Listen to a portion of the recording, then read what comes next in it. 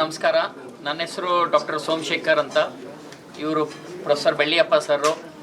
ನಾನು ಆಸ್ಟರ್ ಕ್ಯಾನ್ಸರ್ ಸಂಸ್ಥೆಯಲ್ಲಿ ಸರ್ಜನ್ನು ಮತ್ತು global director. Sir head of the department radiotherapy.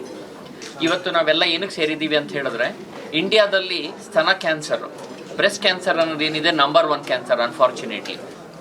Almost ಎಲ್ಲರ ಫ್ಯಾಮಿಲಿ ಒಳಗಡೆನೂ ಅಕ್ಕಪಕ್ಕ ಫ್ರೆಂಡು ಸ್ನೇಹಿತರು ಯಾರೆಲ್ಲರೂ ಕೇಳಿದ್ರೆ ಇರುತ್ತೆ. ಆಲ್ಮೋಸ್ಟ್ 33 ಪರ್ 100,000 ಇದೆ. ಹಳೆ ಕಾಲದಲ್ಲಿ ಸ್ತನ ಕ್ಯಾನ್ಸರು ಅಂತ ಹೇಳಿದ್ರೆ ಬ್ರೆಸ್ಟ್ ತೆಗಿಯೋದು ಅಂತಿತ್ತು, ಹಾಗಾಗಿ ಲೇಡೀಸ್ ಹಾಸ್ಪಿಟ್ಲಿಗೆ ಬರ್ತಿಲ್ಲ, ಎದುರ್ಕೊಂಡು ಓಡೋಗ್ಬಿಡೋರು. ಬಟ್ ಆಮೇಲೆ ಬ್ರೆಸ್ಟು ಸ್ತನ ಉಳಿಸೋ ಟ್ರೀಟ್ಮೆಂಟ್ ಬಂತು. ಅದ್ರದ್ದು ಒಂದು ಪ್ರಾಬ್ಲಮ್ ಏನಂದರೆ, ಆಪ್ರೇಷನ್ ಆಗಿ ಹಲವಾರು ವಾರ ಆದಮೇಲೆ ಡೈಲಿ ಹಾಸ್ಪಿಟ್ಲಿಗೆ 4 ರಿಂದ 5 ವಾರ ರೇಡಿಯೋಥೆರಪಿ ತೊಗೊಳಕ್ಕೆ ಬರಬೇಕು. ಅದು ತುಂಬ ಡಿಸ್ಕಂಫರ್ಟು, ಫೆಸಿಲಿಟಿ ಇಲ್ಲ, ಬರೋಕ್ಕಾಗಲ್ಲ, ಉಳ್ಕೊಳಕ್ಕಾಗಲ್ಲ ಅಂತ ಲೇಡೀಸು ಟ್ರೀಟ್ಮೆಂಟ್ ಬಿಟ್ಟು ಹೋಗ್ತಾ ಇದ್ದು. ರಿಸಲ್ಟ್ ಬರ್ತಿರಲಿಲ್ಲ, ಇಲ್ಲಾಂದರೆ ತುಂಬ ದುಡ್ಡು ಖರ್ಚು ಮಾಡೋರು. ಈಗ IOERT, intra operative electron radiotherapy ಅನ್ನೋದು specialised machine with robotic arm, ಇಟಲಿಯಿಂದ ಈಗ ಆಸ್ಟರ್ ಹಾಸ್ಪಿಟಲಲ್ಲಿ ಸುಮಾರು 1 ವರ್ಷದಿಂದ ಇದೆ. ಇದರಿಂದ ಏನು ಬೆನಿಫಿಟ್ಟು ಅಂದರೆ, ಸ್ತನ ಕ್ಯಾನ್ಸರು, ಹಲವಾರು ರಿಕರೆಂಟ್ ಕ್ಯಾನ್ಸರಲ್ಲಿ ಗೆಡ್ಡೆ ತೆಗೆದು ಆಪ್ರೇಷನ್ ಥಿಯೇಟ್ರಲ್ಲಿ ನಮ್ಮ ಬೆಳ್ಳಿಯಪ್ಪ ಸರು ಮತ್ತು ಅವ್ರ ಟೀಮ್ ಬಂದು 1 ನಿಮಿಷ 1 ಡೋಸಲ್ಲಿ ಕೊಡ್ತಾರೆ. ಸೊ ಏನು 5 ರಿಂದ 6 ವಾರ ರೇಡಿಯೋಥೆರಪಿ ಆಮೇಲಿದೆ, ಅದನ್ನು 1 ಡೋಸಿಗೆ ಇಲ್ಲಾಂದರೆ 5 ರಿಂದ 6 ಡೋಸಿಗೆ ಶ್ರಿಂಕ್ ಆಗ್ತಾ ಇದೆ. ಇನ್ನೊಂದು ಅಡ್ವಾಂಟೇಜ್ ಏನು ಅಂದರೆ, ಇದು ಆಪ್ರೇಷನ್ ಟೈಮಲ್ಲೇ ಮಾಡೋದ್ರಿಂದ ನಮ್ಮ ನಾರ್ಮಲ್ ಶರೀರದ ಭಾಗ ಯಾವುದಕ್ಕೂ ಅನ್ವಾಂಟೆಡ್ ರೇಡಿಯೋಥೆರಪಿ ಸೈಡ್ ಎಫೆಕ್ಟ್ ಇಲ್ಲ. ಸೊ ಪೇಷಂಟಿಗೆ ಕಾಸ್ಟು ಕಮ್ಮಿ, ಬ್ರೆಸ್ಟು ರಿಟೈನ್ ಮಾಡೋಕ್ಕೂ benefit, treatment almost 80 to 90% duration short, plus side effect lowest. So ಇದು ಪೂರ್ತಿ ಇಂಡಿಯಾದಲ್ಲಿ ಇವಾಗ IOERT, intra operative electron radiotherapy, only Aster Bengaluru ವೈಟ್ಫೀಲ್ಡಲ್ಲಿದೆ. ಆಲ್ರೆಡಿ ವರ್ಲ್ಡ್ ರೆಕಾರ್ಡ್ 160-50 ಜನ ಇದ್ರ ಬೆನಿಫಿಟ್ ಪಡ್ಕೊಂಡಿದ್ದಾರೆ. ಆಲ್ಮೋಸ್ಟ್ ಎವ್ರಿ ಡೇ 2 ಪೇಷಂಟ್ ಇದ್ರ ಬೆನಿಫಿಟ್ ಇದೆ.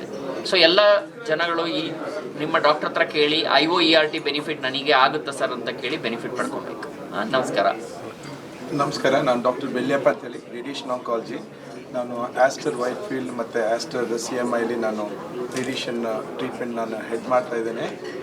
ಇದು ಆಗಲೇ ಹೇಳಿದಾಗೆ ಇದರಲ್ಲಿ ಅಡ್ವಾಂಟೇಜ್, ಮೇನ್ ಟೆಕ್ನಿಕಲ್ ಅಡ್ವಾಂಟೇಜ್ ಹೇಳಿದರೆ, ಮೊದಲು ರೇಡಿಯೇಷನ್ ಕೊಡಬೇಕಾದ್ರೆ ನಾವು ಇವಾಗ ಬ್ರೆಸ್ಟಿಗೆ ಹೇಳಬೇಕಾದ್ರೆ, ಬ್ರೆಸ್ಟ್ ಒಂದೇ ಅಲ್ಲ, ಅದ್ರ ಹಿಂದ್ಗಡೆ ಇರುವ ನಾರ್ಮಲ್ ಟಿಶ್ಯೂ, ಹಾರ್ಟ್ ಇರ್ಬೋದು, ಲಂಗ್ಸ್ ಇರ್ಬೋದು, ಅದಕ್ಕೆಲ್ಲ ರೇಡಿಯೇಷನ್ ಹೋಗ್ತಾ ಇತ್ತು. ಈ ಟೆಕ್ನಿಕ್ ಬಂದಿರೋದ್ರಿಂದ ನಾವು ಡಿಸೈಡ್ ಮಾಡ್ಬೋದು ಈ ಬ್ರೆಸ್ಟ್ ಉಳಿಸ್ಕೊಳ್ಳಿಕ್ಕೆ, ಪ್ಲಸ್ ನಾರ್ಮಲ್ ಟಿಶ್ಯೂ, ಈಗ ಹಾರ್ಟ್, ಲಂಗು, ಅದಕ್ಕೆಲ್ಲ ರೇಡಿಯೇಷನ್ ಹೇಗೆ ನಾವು ಅವಾಯ್ಡ್ ಮಾಡ್ಬೋದು, ಅದ್ರ ಬಗ್ಗೆ ನಾವು ಇದನ್ನು ಈ ಫೆಸಿಲಿಟೀಸ್ನ ನಾವು ಮಾಡ್ಕೋಬೋದು. ಈ 2 ಸೆಂಟಿಮೀಟರ್ ಮಾತ್ರ ಟ್ರೀಟ್ ಮಾಡ್ಬೋದು. 2.5 ಸೆಂಟಿಮೀಟರ್ಸಲ್ಲಿ dose will come less than 5%. ಇಲ್ಲಿ 100% ಕೊಟ್ಟಿದ್ರೆ 5% ಕಮ್ಮಿ ಬರುತ್ತೆ. ಅದರಿಂದ ಲೇಟ್ ರಿಯಾಕ್ಷನ್ಸ್ ಕಮ್ಮಿ ಆಗುತ್ತೆ, ಲೇಟ್ ಕಾಂಪ್ಲಿಕೇಶನ್ಸು ಕಮ್ಮಿ ಆಗುತ್ತೆ. ಸರ್ ಹೇಳಿದಾಗೆ breast cancer highly curable cancers. Cure ಒಂದೇ ಅಲ್ಲ, ಕಾಸ್ಮೆಸಿಸ್ ಅಂದರೆ ಅವ ಸ್ತನ ಉಳಿಸ್ಕೋಬೇಕು, ಪ್ಲಸ್ ಆ ಕಾಸ್ಮೆಸಿಸ್ನು ಉಳಿಸ್ಕೊಳ್ತೀವಿ. ಎರಡನೇದು, when they live for long time, later ಈ ಕಾರ್ಡಿಯಾಕ್ ಪ್ರಾಬ್ಲಮ್ಮು ಅಥವಾ ಲಂಗ್ ನಿಮೋನಿಯಾ, ಅದನ್ನೆಲ್ಲ ಅವಾಯ್ಡ್ ಮಾಡ್ಬೋದು by this technology. So this all the advantages what we have, which we have passed on to our patients, and they are very happy. Cosmesis, and the cure rate is as good as removing the whole breast and treating only the tumor.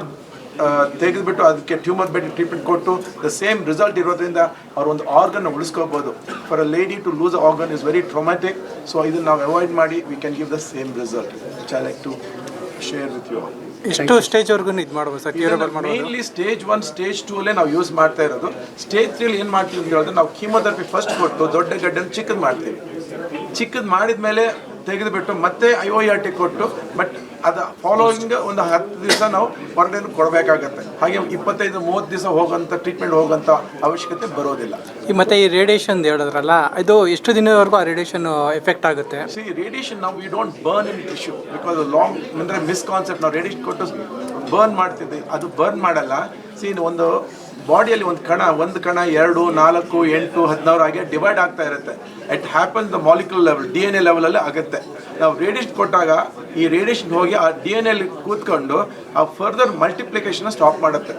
ಎಲ್ಲಿಗೆ ಜನರಿಗೆ ಅಂದರೆ radiation ಕೊಟ್ಟು current ಕೊಡಲ್ಲ, shock ಕೊಡಲ್ಲ. It's nothing but X-ray or gamma rays, we going use it. So we don't burn. ಈ effect usually 1 ರಿಂದ 2 ವಾರದಲ್ಲಿ ಅದು ಕಮ್ಮಿ ಆಗುತ್ತೆ. ಸೊ ನಮಗೆ ಈ ಕಣ್ಣಿಗೆ ಕಾಣೋದೆಲ್ಲ ತೆಗೆದುಬಿಟ್ಟಿರ್ತಾರೆ ಸರ್ಜನ್. ನಾವು ಕಣ್ಣಿಗೆ ಕಾಣ್ತ ಕಣ್ಗಳು ನಾವು ಇದ್ದರೆ ಅದನ್ನು ನಾವು ಅವಾಯ್ಡ್ ಮಾಡಲಿಕ್ಕೆ ಅಥವಾ ಮತ್ತೆ ಬರದೇ ಇರಲಿ ಅಂತ ಹೇಳ್ಬಿಟ್ಟು ನಾವು ಇದನ್ನು ಈ ಟೆಕ್ನಾಲಜಿ ಯೂಸ್ ಮಾಡ್ತೀವಿ. ಅಕಸ್ಮಾತ್ ಸರ್ ಇವಾಗ ಹೊಸ್ದಾಗಿ ಮಗು ಆಗಿರುತ್ತೆ, ಅವ್ರಿಗೆ ಕ್ಯಾನ್ಸರ್ ಐತೆ ಅಂತ ಗೊತ್ತಾಗುತ್ತೆ, ಆ ಮಗುಗೆ ಏನಾದ್ರು ಪ್ರಾಬ್ಲಮ್ ಆಗುವಂಥ ಚಾನ್ಸಸ್ಗಳು ಇರ್ತಾವ? ಇದು ನಾವು ರೇಡಿಯೇಷನ್ ಕೊಡಬೇಕಾದ್ರೆ ಇಟ್ಸ್ ಓನ್ಲಿ ಹೇಳಿದಾಗೆ 30 to 40 seconds ರೇಡಿಯೇಷನ್ ಮುಗಿದೋಗ್ಬಿಡುತ್ತೆ. ನೀವು ಒಂದು ಎಕ್ಸ್ರೇಗೆ ಹೋದಾಗೆ ಎಕ್ಸ್ರೇ ತೆಗೆದಾದ್ಮೇಲೆ she can be with the family, the child, everybody she can be with the thing. She is not carrying any radiation with her.